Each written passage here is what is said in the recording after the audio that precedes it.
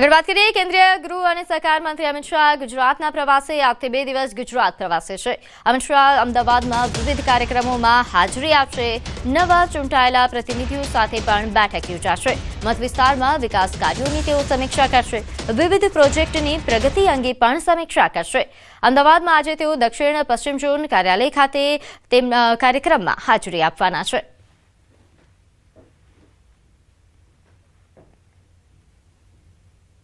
આગળ વાત કરીએ ડાકોરના સુપ્રસિદ્ધ રણછોડરાય મંદિરમાં મનોરથોના ભાવમાં કરાયેલા 4 ગણા વધારાના વિવાદમાં ભક્તો માટે રાહતના સમાચાર। ટેમ્પલ કમિટી દ્વારા કરવામાં આવેલ ભાવ વધારાનો સેવક પૂજારીઓ અને ભક્તોએ ઉગ્ર વિરોધ નોંધાવ્યો, જે બાદ ટ્રસ્ટી અને સેવક પૂજારીઓ વચ્ચે એક મહત્વપૂર્ણ બેઠક યોજાઈ। આ ચર્ચાના અંતે ટ્રસ્ટીએ મનોરથોના ભાવ વધારાને આગામી 2 મહિના માટે સ્થગિત રાખવાનો નિર્ણય જાહેર કર્યો છે। જોકે તેમણે સ્પષ્ટતા કરી કે આ વધારો ડાકોરના રોડ રસ્તા અને અન્ય વિકાસ કાર્યો માટે જરૂરી હતો। બીજી તરફ સેવક પૂજારી પ્રતિક્રિયા આપતા જણાવ્યું કે ટ્રસ્ટીએ જે 2 મહિનાનો સમય માંગ્યો છે તે દરમિયાન તેઓ પોતાના સૂચનો રજૂ કરશે, પરંતુ જો 2 મહિના પછી પણ આ ભાવ વધારો પાછો ખેંચવામાં નહીં આવે તો તેઓ ભૂખ હડતાળ પર ઉતરવાની ચીમકી ઉચ્ચારી રહ્યા છે।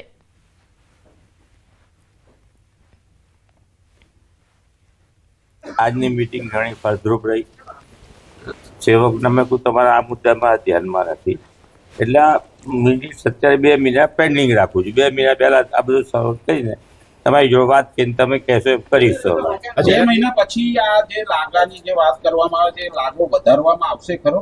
વધારવામાં તો ક્યાંથી આવશે, ઘટાડવામાં આવશે ને। તો પણ એમણે 2 મહિનાનો સમય માંગ્યો તે અમે ચલાવી દીધું છે કે અમે 2 મહિનાની આવતીકાલની તારીખમાં અમે અમારા સૂચનો મોકલીશું। ભલે તમને મૌખિક અમે રજૂઆત કરી, આવતીકાલની તારીખમાં અમે અમારા સૂચનો આપીશું અને એ સૂચનોના આધારે અમે એવું વિચારીએ કે આનો આ જૂનો લાગો જેમ કે 610 રૂપિયા ધજાનો લાગો છે, એવા બધા જ તમામ મનોરથોના લાગા જૂના જ રહે અને વૈષ્ણવોને પરવડે અને ઠાકોરજી એમની પર રાજી રહે, અમારી પર રાજી રહે એવી અપેક્ષા રાખું। 2 મહિના પછી તમારી વાત સાંભળવામાં નહીં આવે અથવા નવો ભાવ દર લાગુ કરી દેશે તો શું કરશો?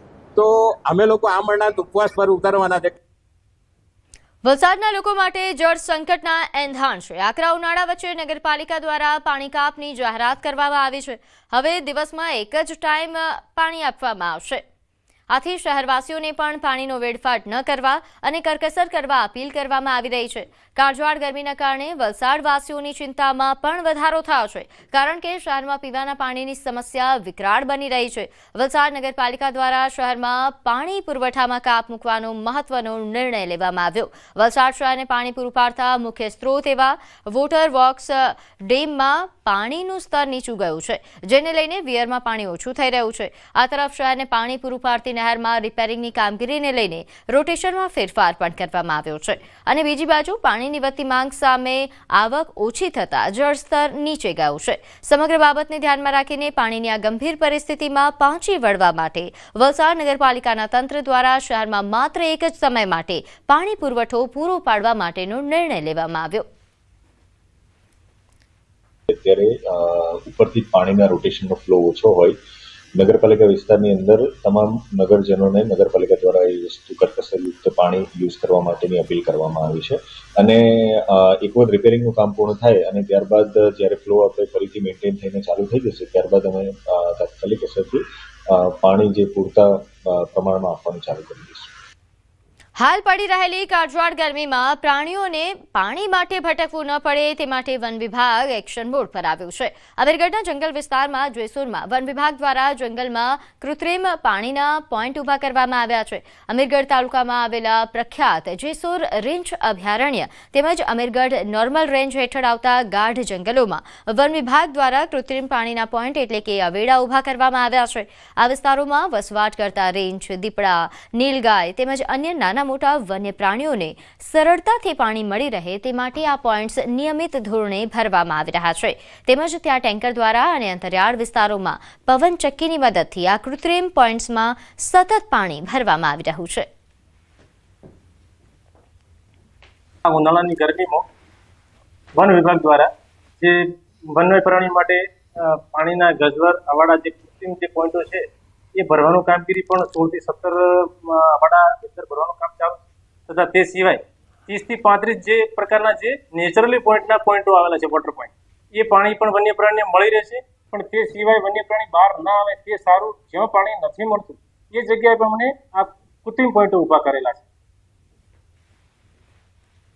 તો ખેડામાં એસઓજી પોલીસનો સપાટો. કઠવાડાની સીમમાં આવેલી ખાનગી કંપની પર દરોડા પાડવામાં આવ્યા.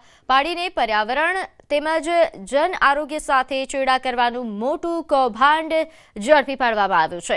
આ ફેક્ટરી દ્વારા જમીનમાં ગુપ્ત અંડરગ્રાઉન્ડ પાઇપલાઇન દ્વારા ઝેરી કેમિકલયુક્ત પાણી સીધું જ નવા ગામના તળાવમાં ઠાલવવામાં આવતું હતું, જેનો ઉપયોગ ગ્રામજનો અને અબોલ પશુઓ કરે છે. આ ગંભીર બાબતને લાલ આંખ કરી ખેડા એસઓજી, એફએસએલ અને જીપીસીબીની ટીમોએ સંયુક્ત રેડ કરી ફેક્ટરીના સુપરવાઇઝરની ધરપકડ કરી, જ્યારે ફરાર માલિક સહિત 2 વ્યક્તિઓ વિરુદ્ધ ગુનો નોંધી આગળની કાયદેસરની કાર્યવાહી હાથ ધરી.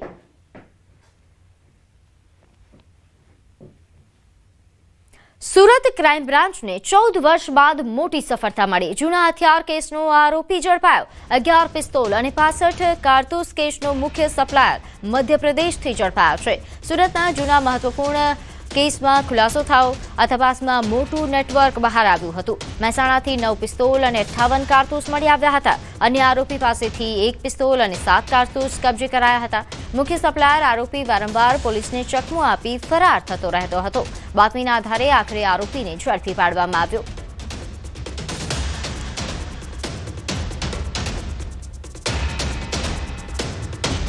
છોટાઉદેપુર જિલ્લાના ક્વાંટથી રેણધા જોડતો સ્ટેટ બન્યો છે ધૂળિયો. અહીં આરએનબી વિભાગનો મુખ્ય માર્ગ હાલ બિસ્માર હાલતમાં પહોંચી ગયો છે. વર્ષો પહેલા બનાવાયેલા આ માર્ગ પર મોટા મોટા ખાડા પડી જતા રસ્તો છે તે ધૂળિયો બની ગયો છે. અને અહીં મધ્યપ્રદેશને જોડતો મહત્વનો માર્ગ હોવાના કારણે દરરોજ મોટી સંખ્યામાં વાહનોની અવરજવર રહે છે. પરંતુ માત્ર 13 કિલોમીટરનો રસ્તો પાર કરવામાં વાહન ચાલકોને કલાકોનો સમય લાગી રહ્યો છે. સામેથી કોઈ વાહન પસાર થાય ત્યારે ઉડતી ધૂળના કારણે પાછળનું વાહન પણ દેખાતું નથી, જેના કારણે અકસ્માતનો ભય વધ્યો છે. સ્થાનિક આગેવાનો અને ગ્રામજનોએ રસ્તાની હાલત અંગે ભારે રોષ વ્યક્ત કર્યો. તો ગ્રામજનોના જણાવ્યા મુજબ સગર્ભા મહિલા અથવા ગંભીર બીમાર દર્દીને હોસ્પિટલ પહોંચાડવામાં પણ મુશ્કેલી પડી રહી છે. 108 એમ્બ્યુલન્સ સેવા પણ સમયસર પહોંચી શકતી નથી. પૂરતી બસ સેવા ન મળતા વિદ્યાર્થીઓને પણ જોખમ વચ્ચે સ્કૂલ અને કોલેજ સુધી મુસાફરી કરવી પડી રહી છે. વર્ષોથી લોકો દ્વારા તંત્ર અને જનપ્રતિનિધિઓ સમક્ષ રજૂઆતો કરવામાં આવી. આરએનબી વિભાગે માર્ગ માટે 73 કરોડ રૂપિયાની મંજૂરી પણ મળ્યાનો દાવો કર્યો છે. ટૂંક સમયમાં કામગીરી શરૂ કરવાની વાત પણ કરી છે. પરંતુ અગાઉ પણ અનેક વખત માત્ર આશ્વાસન મળતા હવે સ્થાનિકોમાં ભારે રોષ ફાટી નીકળ્યો છે. ગામના સરપંચો અને સ્થાનિકોએ ચીમકી ઉચ્ચારી છે કે ટૂંક સમયમાં કામ શરૂ નહીં થાય તો ગાંધી ચિંધ્યા માર્ગે આંદોલન કરવામાં આવશે.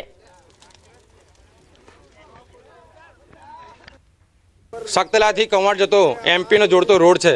આ રોડની એટલી બિસ્માર હાલત ખરાબ છે કે રોડ રસ્તો ખબર નહીં પડતો કે આ રોડ છે કે પછી આ ગામડાનો કાચો રસ્તો છે. તો આવી હાલત થઈ ગયેલી છે આ જે રોડ છે એની. અને આવનારી મોસમ છે વરસાદના કારણે છોકરાઓને જવા આવવા માટે વાહનો લટકીને જાય છે અને જાનની જોખમ નાખીને ગાડીઓમાં બેસીને જાય છે.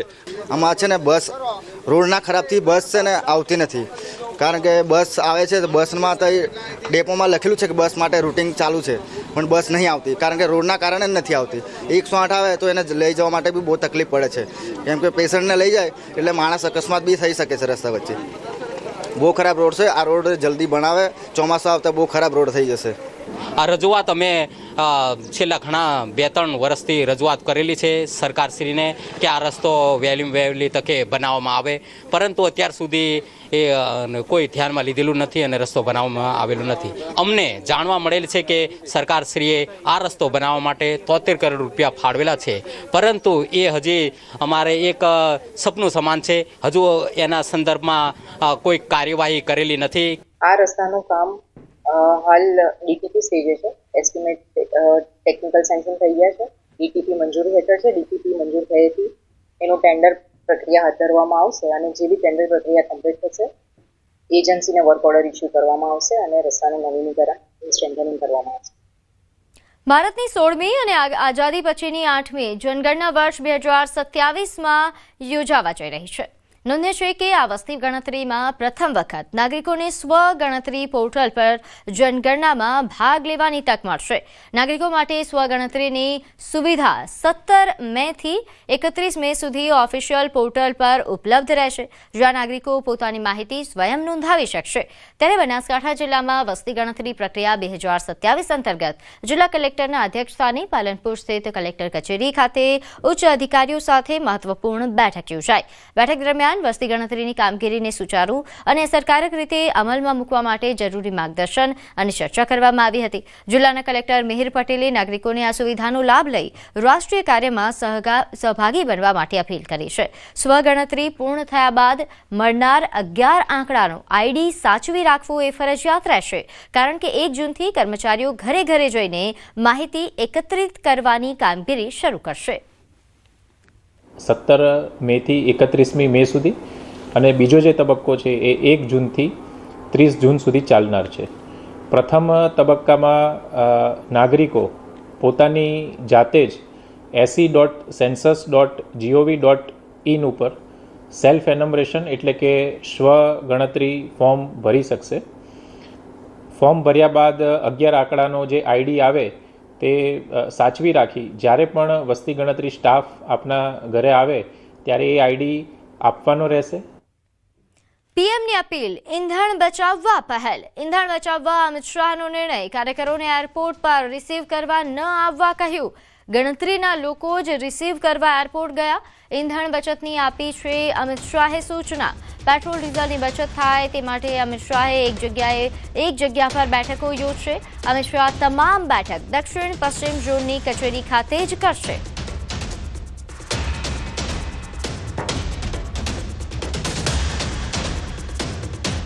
સમાચારો